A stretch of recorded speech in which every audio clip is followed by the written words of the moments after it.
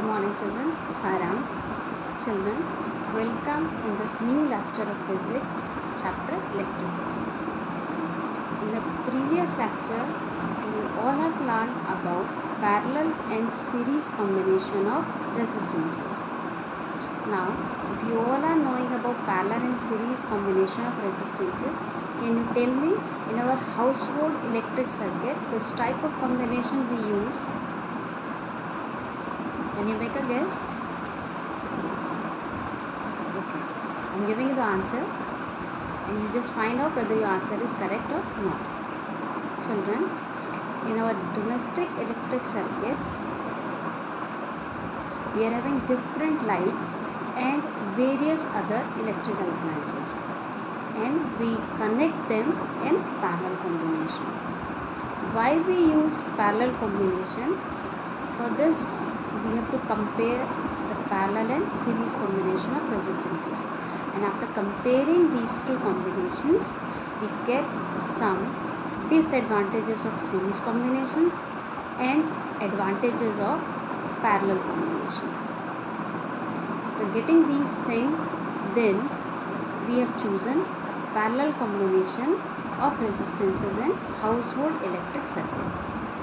You just learn these two things here, and after understanding these two things and disadvantages and advantages, you will be able to find out why we are having parallel combination. Now children, I am taking first advantages of parallel connection. In parallel connection, if any one electrical appliance stops working, then the other appliances keep working normally. They do not get affected by this damage. The second advantage is that in parallel combination, each appliance has its own switch. It can be turned on or off separately without affecting other appliances. Now the third advantage is in parallel combination, each electrical appliance gets same voltage from the power supply line. Means if suppose 220 volt of voltage is there in the electric circuit, then each appliance will get the same voltage of 220 volt. Means fan will get the same voltage 220 volt, TV will get the same voltage 220 volt. In this way, all the appliances will get the same voltage. Now, in parallel combination, we all know that the overall resistance of the household circuit is reduced, and when resistance is reduced, current value is high. So in this way, the current from the power supply is high. Now children, now we are discussing about the disadvantages of series connection. In series combination, if one electrical appliance stops working, then the other appliances also stop working. In this case, the whole circuit is broken. The second point is, all the electrical appliances have only one switch. They cannot be turned on or off separately. The third point is, in series combination, the electrical appliances do not get the same voltage from the power supply line. And the fourth point is, the overall resistance of the circuit increases too much. So the current from the power supply is very low. Now, after comparing these two advantages and disadvantages topics, it will be clear to you all that why we are using parallel combination in domestic electric circuit. As the children, the next topic is electric power. You all know from your previous class you have learned that power is the rate of doing work. So in the same way, electric power is the work done per unit time, or we can say it is the rate at which electrical energy is consumed.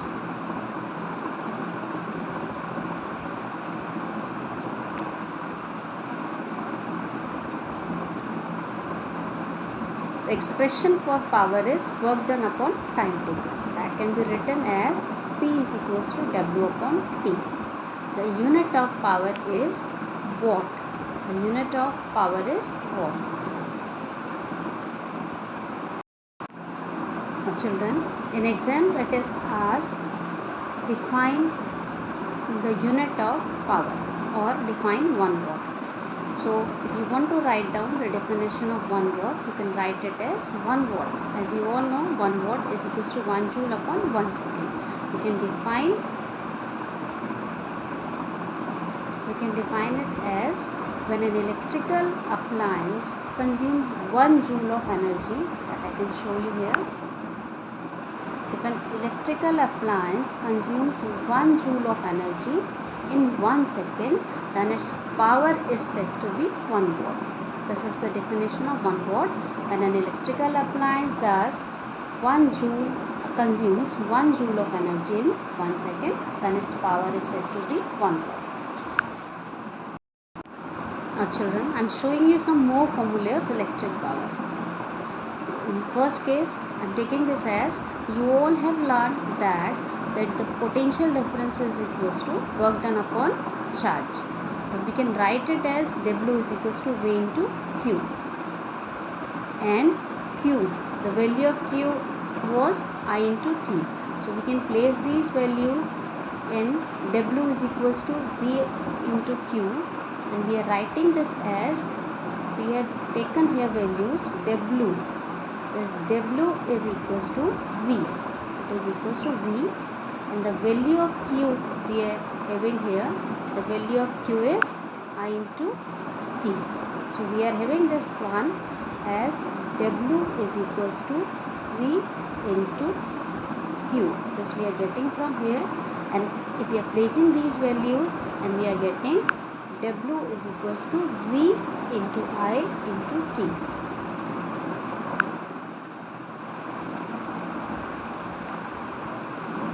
Now if we are taking this value of W in the formula of power, that is P is equal to W upon T, then what we are getting? We are getting P into V into I into T upon T. How we are getting this? So what we are having? W. And which value of W we are having here? V into I into T. So this value of W we are putting here. And then what we are having? We are having upon T. This we are writing here. After cancelling T, then we are getting the formula of P as V into I. So this is the first formula. P is equals to V into I. Now in second case, again we are taking the same formula which we have got in first case. P is equals to V into I. Now from the Ohm's law, we have learnt in Ohm's law that V is equals to IR. We are placing this value of V in this formula or in equation number 1. Then what we are having? We are having P is equals to V into I. Or in place of V, I am writing I into R. This is our V, and then we are having V into I. In place of V, I have written I into R, and again we are having into I. So this formula now converts into P is equals to I square R. Children, here you have to take care that this value, it is not I2 here. Actually it is I square. So you have to learn this value as I square R. Okay. So second formula is P is equals to I square R. After this we are having the third formula. For getting this third formula, again we are taking the first as P is equals to V into I. And now we are taking the formula of I, that is I is equals to V upon R. This value of I am placing here. When we are placing this value I is equals to V upon R, then you can see here P is equals to V into I. P is equals to V, and in place of I, what I have written? I have written V upon R. After this I am getting the value as P is equals to V square over R. This is not V2 here. Actually it is P is equals to V square upon R. So you just write down the correct formula here. P is equals to V square over R. So children, in this way we are having three formulae for power. First one is P is equals to V into I. We will use this formula when value of voltage and current, these two values are given in numericals. Second is P is equals to I square into R. This is I square. P is equals to I square into R. This formula we will use for power when current and resistance both are given. Now the third formula is P is equals to V square over R. This is V square. This is V square. P is equals to V square over R. And this formula we will use for power when voltage and resistance both are given. So in this way we have to use these formulae in case of numericals. Now children, our next topic is electrical energy. Children, you have learnt about power. Power is work done upon time taken, or P is equals to W upon T. And you all know that power is equals to work done is equal to energy consumed. So W is equals to E. If we are taking W is equals to E, then we are getting this formula as P is equals to E upon T. In place of W I have written E. So this formula I am getting here, P is equals to E upon T. And from this relationship we will get the formula for electrical energy, that is E is equals to P into T.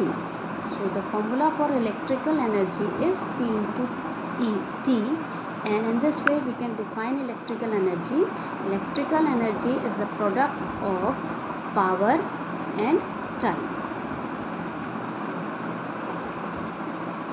As you can see, electrical energy is the product of power and time.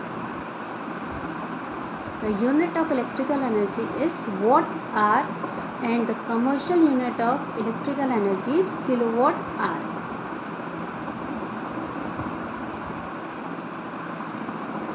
Now children, I am showing you here one sample problem in form of numerical. Here the numerical is: an electric bulb is connected to a 220 volt generator. The current is 0.50 ampere. What is the power of the bulb? In this numerical, we are having 220 volt. This is our voltage. And then we are having 0.50 ampere. This is current I. So V and I, both the values we are having here, and we have to find out power now. As we all know that power is equals to V into I. This was our first formula. Now we will place the value of V and we will place the value of I here. When we are placing these values, we are getting P is equals to 220 volt into 0.50 ampere. When we are multiplying these two values, then we are getting power as 110 watt. So the value of power is 110 watt.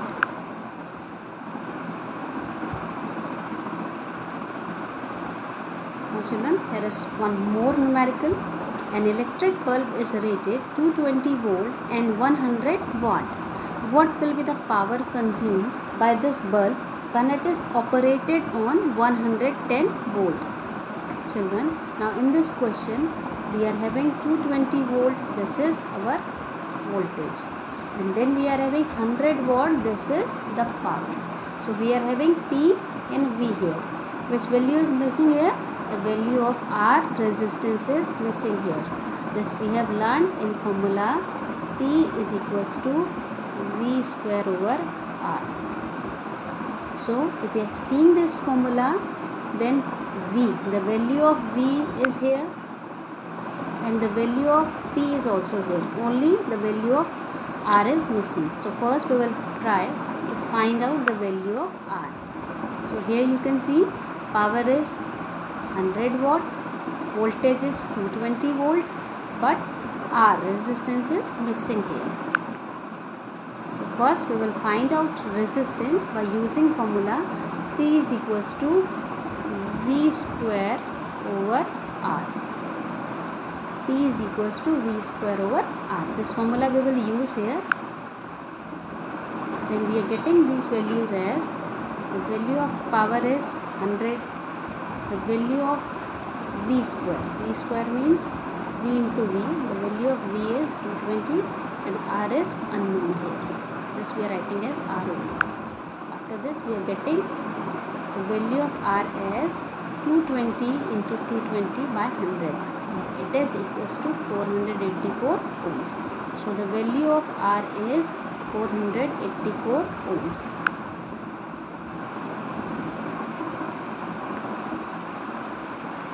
Now children, in this question we are using the same bulb, so resistance will remain same here.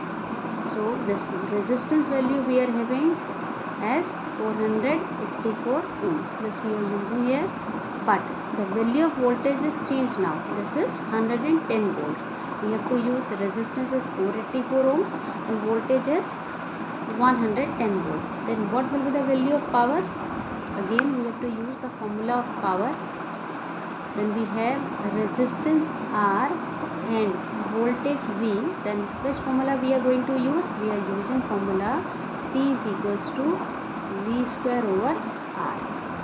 P is equals to V square over R. This formula we will use here, and then after applying the values we are getting power is equals to V square means 110 into 110 by value of R is 484. And we are getting this value as power is equals to 25 watt. Power is 25 watt. Now children, the new topic here is heating effect of current. You all must be knowing, when we keeping the switch on of a bulb, then after some time if we are checking that bulb and if we are touching that bulb, then the bulb becomes hot. The bulb becomes hot due to electric current.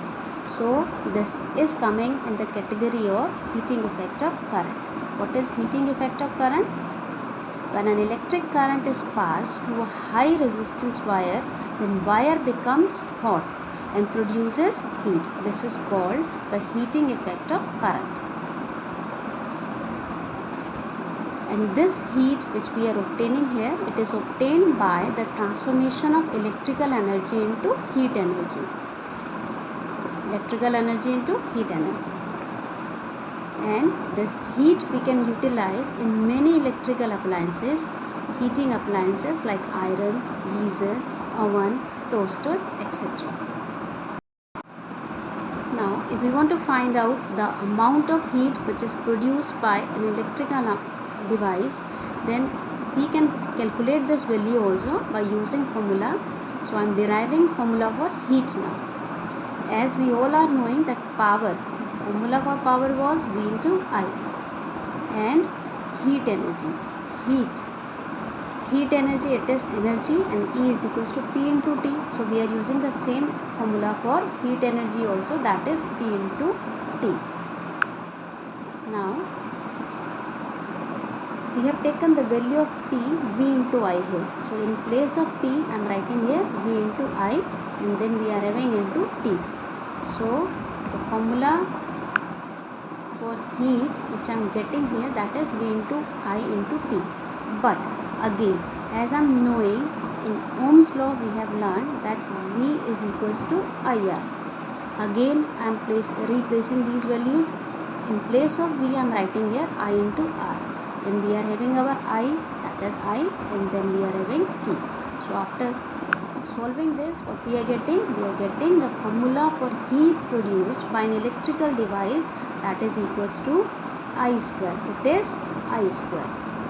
Children, it is not I2, it is I square. The formula for heat is I square RT. So heat produced will be equals to I square RT, where I is current, R is resistance, and T is time taken. So we have seen here, when a current of I ampere flows in a wire of resistance R ohms for T second, then the heat produced in joules is H. And this value of H is I square. H is equals to I square R T. This formula we are getting here. And this formula H is equals to I square R T.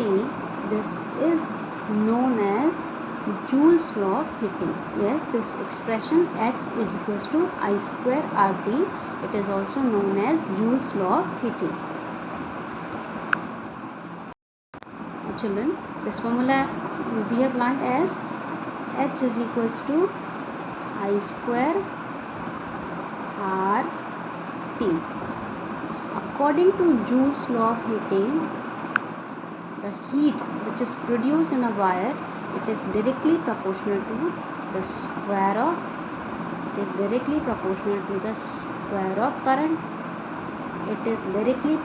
to the resistance of wire, and it is directly proportional to the time.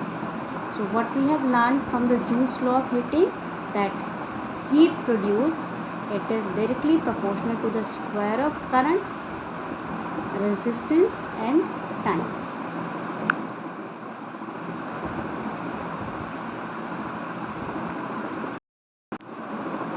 Now children, with the help of Joule's law of heating, we can conclude these things as what we have learned in first case. We have seen that heat produced is directly proportional to the square of current. So if current is doubled, then what happens to the heat? Heat will become 4 times. And if current is halved, then the heat will become 1/4, or it becomes 1/4. In second case, we have seen that heat produced is directly proportional to the resistance. So in this case, we can say if resistance is doubled, then the heat will also get doubled, or if the resistance is half, then the heat will also become half. In third case, we have learned about heat produced and time taken. What we have seen there, we have seen that heat produced is directly proportional to the time taken. So here also we can say, if we are running any appliance for double time, for more time, if time is doubled, then the heat which is produced by the electrical appliance, that will be also double. Or if we are keeping the time half, then the heat produced will be also half. Now children, in this slide I will tell you about the applications of heating effect of current. Heating effect of current. We all are knowing that if any electrical appliance is having current, if we are passing current in any electrical appliance, then it will get heated up and it will start producing heat. How we can utilize this heat? Actually, heating effect of current can be utilized. How we can utilize it?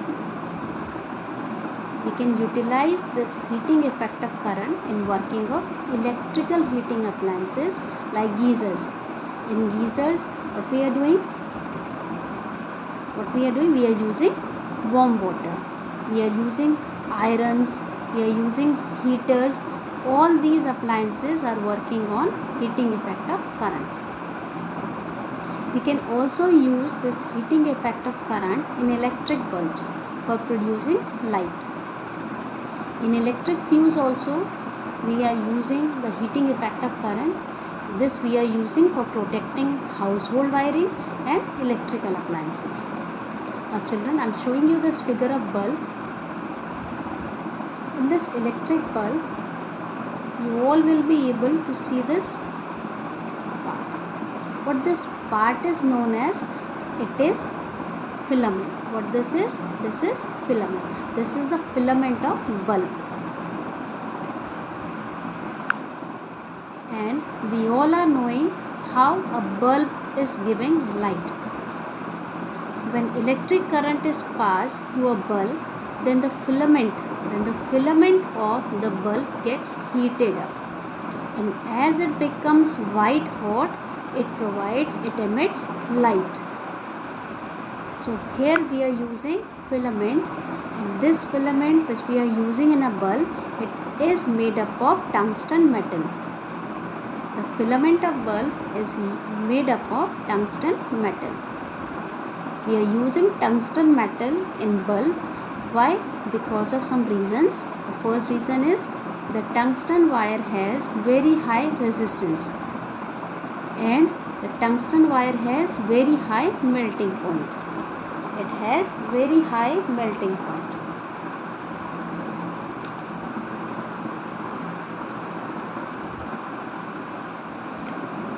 Has very high melting point, so the filament can be kept white hot without melting away. The second reason is the tungsten metal has high flexibility.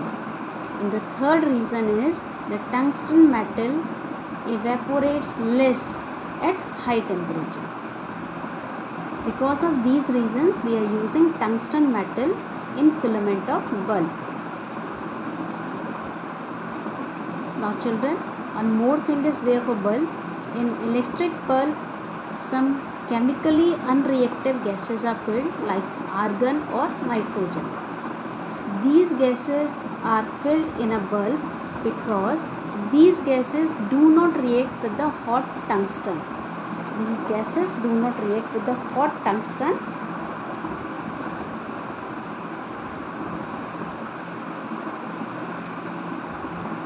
And the second one is the use of argon and nitrogen. It is because they prolong the life of filament. Now children, at last I am giving you home assignment. Here some questions are given for which you have to write down answers. Children, for writing notes, for writing answers, you can use your rough notebooks. It is not necessary to purchase new notebooks. The notebooks which you are having available at home, those notebooks you can use for writing notes and for writing question answers. You can use your rough notebooks for writing notes and these question answers. So the first question is, which effect of current is utilized in an electric bulb? This you have learnt now. Which effect of current? Yes, the heating effect of current. The second question is, name two devices which work on the heating effect of electric current. Again, you have seen this answer in the previous slides. Geysers, iron, heater, these devices are used. The third question is, what current will be taken by a 920 watt appliance if the supply voltage is 230 volt? So you have to find out the amount of current here. Which value you have to find out here? You have to find out current. What is given here? 920 watt. This is power. Power is given. And the next thing which is given in question, that is voltage is 230 volt. So V is also given here. These two values we are having. So we all have learned that power P is equals to V into I. In this case, we are having P and we are having I. So we can find out the value of I here. Which formula we will use here? That I is equals to P upon V. So by applying this formula, we can find out the value of current here. Now the next question is, name the commercial unit of electric energy. This answer you have to find out yourself. You have seen this answer in your notes also. So try to find out the answers. Thank you. Saira.